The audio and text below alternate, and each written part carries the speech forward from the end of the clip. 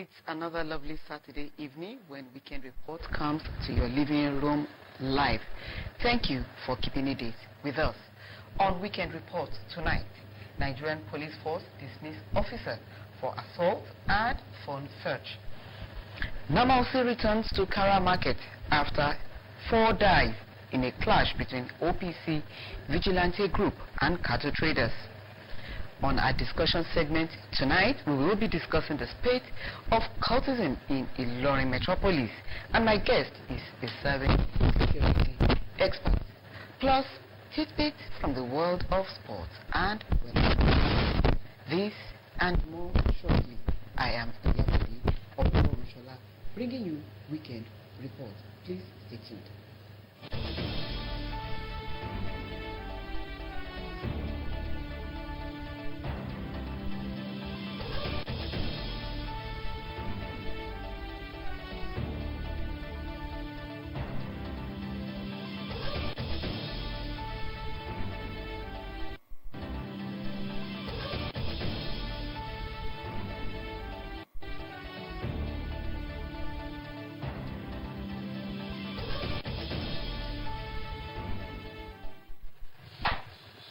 The Nigerian police force has dismissed Corporal Opeyemi Kadri, attached to the Dolphin Divisional Police Headquarters in Lagos, for unprofessional conduct.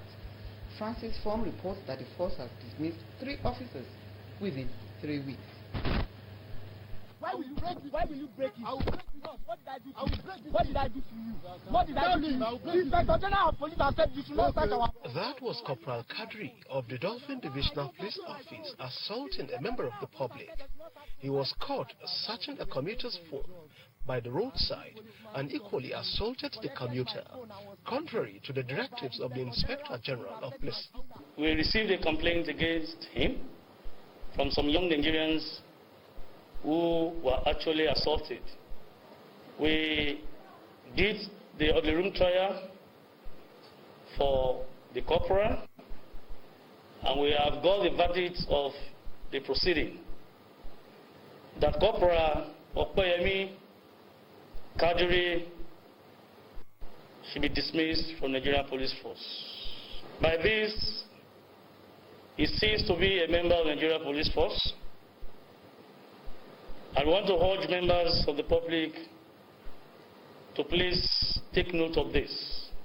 Force Public Relations Officer Olumuyiwa Adejobi calls on officers and men of the force to maintain professional conduct and being civil to members of the public in the discharge of their duties. The force PRO also calls on members of the public to ensure proper conduct with police officers to avoid infractions.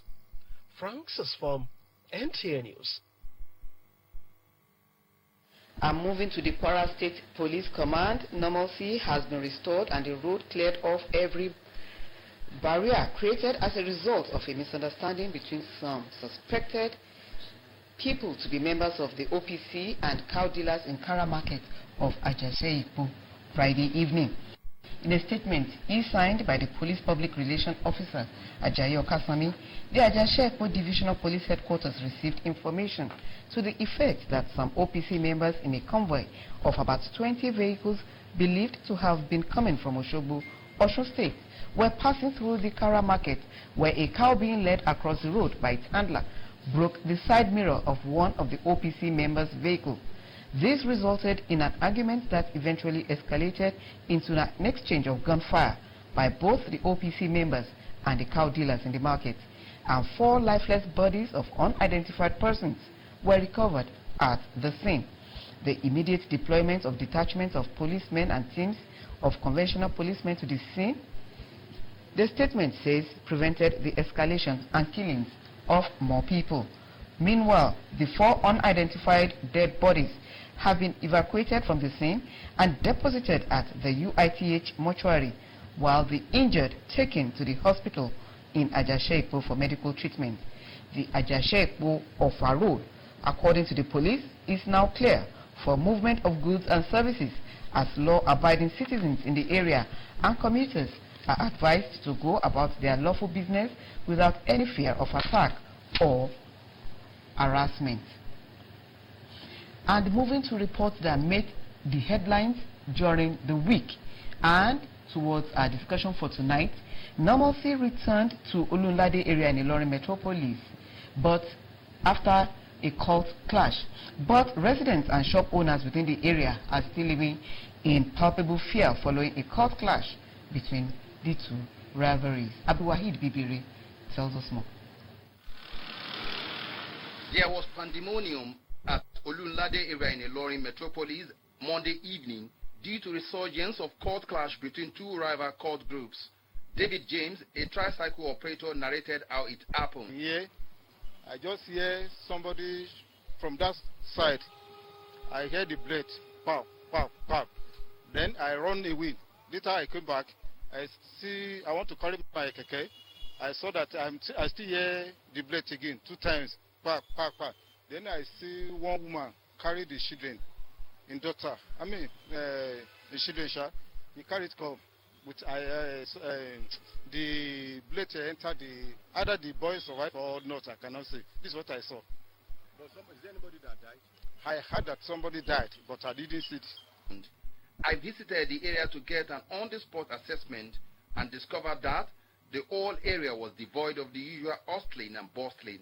Shops were under lock and key, commercial activities paralyzed, with residents having fear of reprisal attacks. Spokesperson of the Kwara State Police Command, Ajayi Okasomi, allayed resident fear, emphasizing that the command is on top of the situation. Before the police could get there, one of the notorious cultists that has always been in the wanted list of the police have been fed by the bullet of the rival court group. The Commissioner of Police had deployed policemen in that area and all other areas in Ilorin Metro to foster any other untoward activities of the court groups. Ilorin, the Kwara State capital in recent times, has witnessed series of court clashes which had claimed many lives. Abdulwahid Bibiri, NTA News. It is not only Olunlade that was hit by the cultists. There were reprisal attacks here and there within parts of the metropolis. Hassan Mohammed tells us more about the cultist strike within Ilorin Metropolis. Ilorin, with its acronym, the State of Harmony, have been experiencing relative peace with people going about their daily businesses without any hitch. But in the last 2 weeks, this relative peace has been distorted by rival court attacks in some areas like Gambari, Ojoba, Baboko, and the recent being Olunlade. This prompted NTA News crew to visit some of the affected areas where normalcy was seen to have returned. But people are not sleeping with their 2 eyes closed as they still grapple with the trauma of the incidents. Eventually, I met with Olasunkanmi Ogunlade, a resident of Olunlade, who says the atmosphere was tensed 48 hours ago, with everyone taking shelter in their respective homes and praying not to fall victim of the clash. It was so very serious, and today is so very fair because we have people passing by and there are shops open today. But yesterday it wasn't like that. Getting first-hand information from the security operatives took me to the Nigerian police force, but unfortunately they were unable to comment. But the Nigerian Security and Civil Defense Corps spoke on measures to curtail the recent court clash. All security agencies in Kwara State are seriously working around the clock to ensure that attacks of cultists and all that is being brought down. And government have huge roles to play in tackling cultism. Their parents to take care of their children and watch them out. They should be watching them every day because they can change any time. The only thing they can do, let the government find solution to the problem of the nation. Everybody should take caution. Security experts, however, reiterated their commitment to ensure Kwara is not a safe haven for criminal activities. Mohammed Azan, NTA News. Thank you, Hassan Mohammed and Wahid Bibiri, for that report, for those reports that set the tone for our discussion. If terrorists are not, are not giving us sleepless nights in Ilorin, then why should cultists give us sleepless nights in Ilorin, despite government and security agencies' efforts? Tonight, I have in the studio with me the PRO of the Nigerian Security and Civil Defense Corps in Kwara State, Mr. Olasukanmi Ayemi. Thank you for coming on Weekend Report, sir. Good evening, ma'am. Good evening, viewers. Okay, so cultist activities in Ilorin Metropolis has increased in recent time, especially within the interiors of the metropolis. What is happening? Is this a time for cultist festival? Good evening once again, viewers. Cultism, like we all know, is one of the social ills militating against the peace of the state and the entire nation. Now, to come to talk about why we have increase in cultism now. In our days in like 90s, 2000, early 2000, you hardly see cultism beyond students' arena. But today we now have cultism beyond students' arena. We have it amongst traders. We have it amongst apprentices. And primary school students? Yes, so it has gone beyond the usual tertiary institution. So now, how to think about why these things are coming up more than the way we used to have it. Now, we have... Who do you blame? Who do we blame for the increase of cultism? All of us. Okay. All of us in the sense, the parents, okay, the community, the government. Okay. In what way? What do you mean? Okay. Now, to talk about the parents now.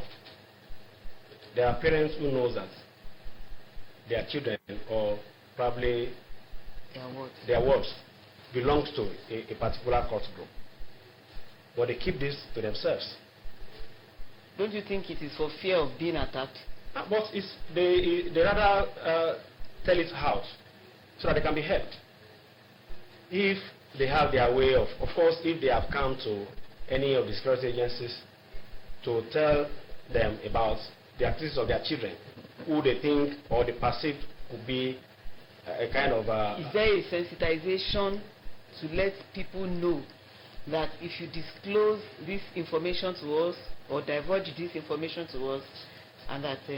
several times, I've said this several times on anytime I'm on here, to say that at our hand, Nigerian Security and Civil Defense Corps, anytime we have information that has to do with security, we keep it so well and we keep the informant. We secure the informant. Telling us about things that can help us doing our job well is a kind of help to us. So we cannot leave the life of whoever that has come to tell us, we cannot endeavor to leave their life in danger. So whoever that sees or perceived anyone belonging to any cult group should endeavor to come up, tell us, we protect him and work on whatever information given to us. Okay, I'm speaking for the people now. Okay. They believe that the security agencies are not doing enough. That is why we have this high increase in cultist attack in the metropolis. That may not be accurately correct. Okay, so what are you doing? Yes, definitely there are rooms for improvement. But to say that we are not doing enough, we can only work with whatever we have in our hands. As we speak, we have our intelligence officers in virtually all areas of the state, feeding us information about what is going on. And you observe mostly that each time we have this kind of attack, if not for quick response of security agencies, we may have it worse than we used to have it. Okay, so what are you doing in particular, to convince people that you are actually doing something about this thing? So what are you really doing? This thing has to be a joint effort. The work to be done to curb the menace has to be a joint effort. The community, the security agencies, and the government. The community in the sense that the security agencies are not spirits. Please spell out their roles. Spell out the roles of the government, the roles of the parents, and the roles of the security agencies. The roles of the community people in this sense has to do with giving timely and reliable information about happenings around them. Okay. Because when they give that on time, then we can work on that, the security. Now, governments their role, giving more equipment, Most of these boys, they have firearms with them. Firearms better than that of the security It may not be better, but you know, you cannot be smarter than somebody who is who is not who is watching you? Who is watching? Yeah, who is watching monitoring you? you. Yes. So, like, they are not in uniform. You hardly can identify them. So, like, if you hear about an attack somewhere. But I thought security tips can help you to identify them. Yes, of course, most time you are able to get them, but not when they want to carry out the attack. Okay, you don't have intelligence reports to tell you that something is going to happen. Sometimes we do, and we avert such. Sometimes we would have heard about their intention to probably attack an area. Then we would drive our men there, and over time we've been able to stop such. But we will not get it all at all time. Okay. So that means that this increase that we are having now is because you and the other security agencies are not getting it. No, not outrightly right. Okay. What I'm saying is, if not for some of our timely response to some of this distress call by the good people in the society, we might have it worse than we have it now.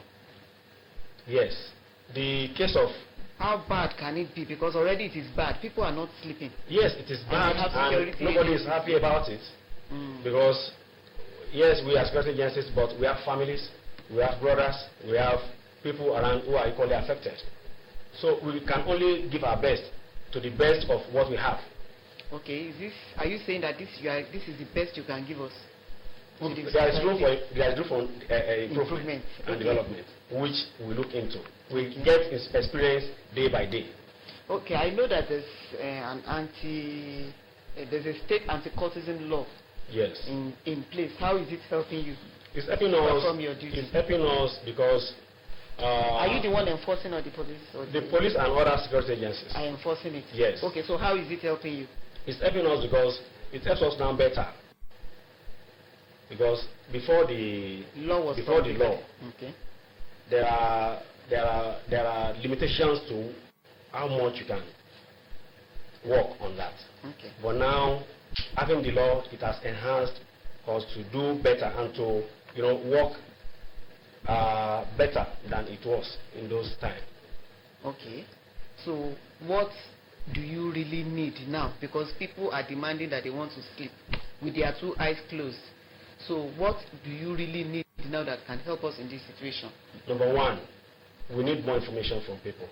Okay. That's number one. Do you have emergency numbers or boxes where one can drop information? How can one contact you? Because sometimes they just don't want to disclose their identity so that you won't see them. But the public that are watching us now can attest to the fact that anytime they call us, call civil defense on distress call, to the best of our knowledge and ability, we do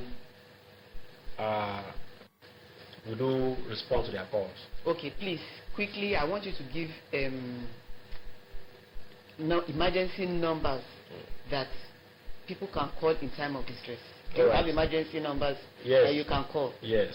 Please, can you call the numbers to the public? Yes, 070 okay. 32 okay. 40 80 okay. 40. Okay. Yes. That's the only number they can. For now, yes. For now. Yes. Okay. So please let's go ahead.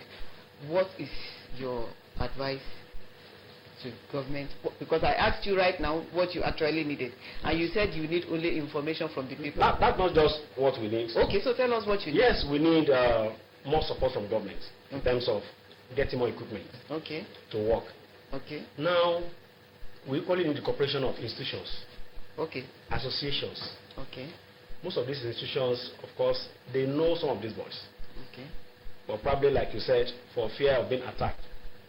But there is a way. In the days, in the past, there used to be a task force which the government put in place that time. Okay. So in the institutions or organizations? In Kwara. Okay. And the task force was empowered to even go into an institution to arrest students who are perceived to be cultists in those days. Okay. But along the line, something happened, and it all ended. So the institutions too now, they have a role to play. Okay. Because most of them, they know those boys. Okay. Have you walked up to these institutions to tell them you want to collaborate? They have their different securities. Okay. You cannot just go into any institutions and arrest anyone. No, I'm not saying arrest. I mean collaborate with them. Yes, on how to tackle cultism within these institutions. We work with them. Okay. And you observe lately too that you hardly have those attacks within the school. It happens in the town. Okay. But they can help by... So have you thought of working with a community? Because I know there are community associations. Yes. Have you thought of working with community associations to help curb these things within the residential we have area? different problems. Yes. In the state. Okay. We have series of problems in the state, ranging from theft, robbery, and all of that. So we already have contact with community chairmen, community people. I know that the police have something they call community policing. Do you have something like that too? Not now, not okay. yet. All but right. we have relationship with communities, mostly their chairmen, who Quorans are good at that, especially within the metropolis. The community chairmen within the state, of course, they give timely information, but they've not been doing that on courtesy. Okay. So probably they may not have the needed information about them. Okay, maybe you need to give them a push too. Probably. Okay. There will be need for that now. Okay. But in the past, they've been supportive in the area of giving information about happenings around them, strange movements around them, and all of that. So. Okay. Thank you very much. Time is running out, and I really have to round off this segment. Right. Thank you very much for coming. Quickly, before you go, I want you to please give the public the emergency number once again. All right. 070-3240-8040. Okay. Thank you very much for coming on Weekend Report. You're welcome. Weekend Report will continue shortly. Please stay with us.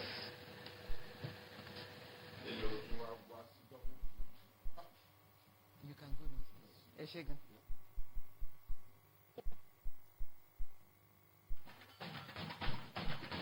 Sports Zone. This is your sports rendezvous happening in the world of sports. You deserve to know. You want it analyzed? Sports Zone on NTA ILORIN, both local and international. You get the breaking news and the history, analyzing with brilliant sports exponents. Live every Wednesday, 9 to 9:30 in the morning. That's the time for your wonderful moment in sports infotainment. Sports Zone. Join us. Let's set the agenda.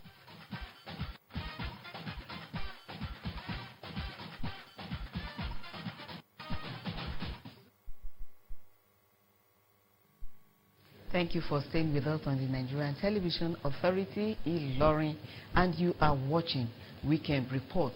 Moving away from security matters now, the Independent National Electoral Commission has decried the low turnout of people for the collection of their permanent voters card. Resident Electoral Commissioner of INEC in Kwara, Garba Madame, confirmed this in an exclusive interview with Olajide Bello.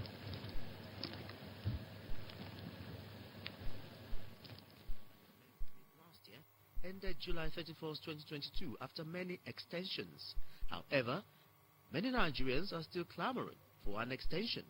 According to INEC, this is a dream that can never come true, as the Commission will soon commence display of the registration of voters for claims and objections, to clean up the register, to remove multiple registration through the use of automated biometric identification system, and the list goes on. And therefore, Electoral Act 2022 spelled out clearly what we are to do after the CVR.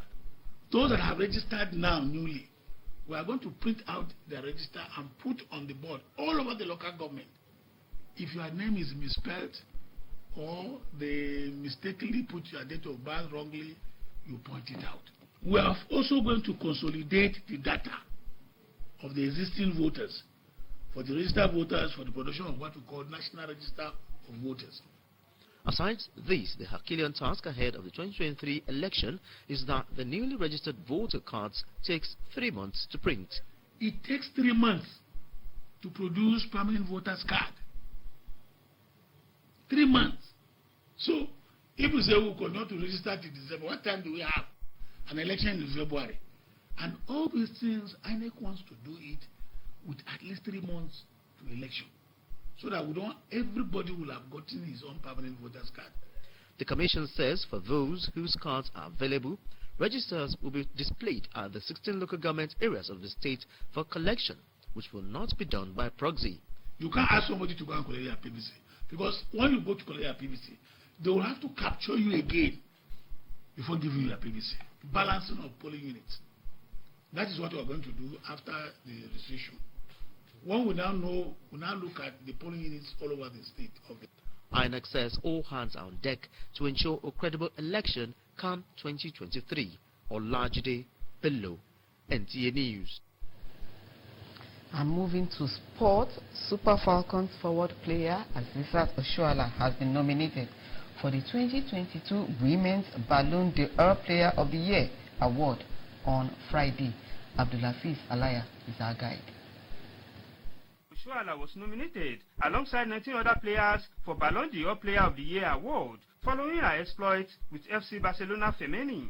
Her remarkable form, which saw her producing 20 goals in 19 appearances, made her become the first African player to win the Pichichi Award in Spain, despite being injured for a large part of the season. Oshoala was in July awarded the CAF African Women's Player of the Year for the 5th time and becoming the first person to achieve the feat. Meanwhile, two-time heavyweight champion Anthony Joshua arrived early in Jeddah to put the finishing touches on his training for the title rematch with Alexandra Usyk next week. 11 months after their first clash in London, Joshua and Usyk are now just 8 days away from their highly anticipated rematch in Saudi Arabia. Abdelaziz Alaya, NTA News. And this is where we call it a day on Weekend Report. We do thank you very much for staying with us. Before I go, I will leave you with the weather forecast for tomorrow. Good evening and enjoy the rest of your weekend.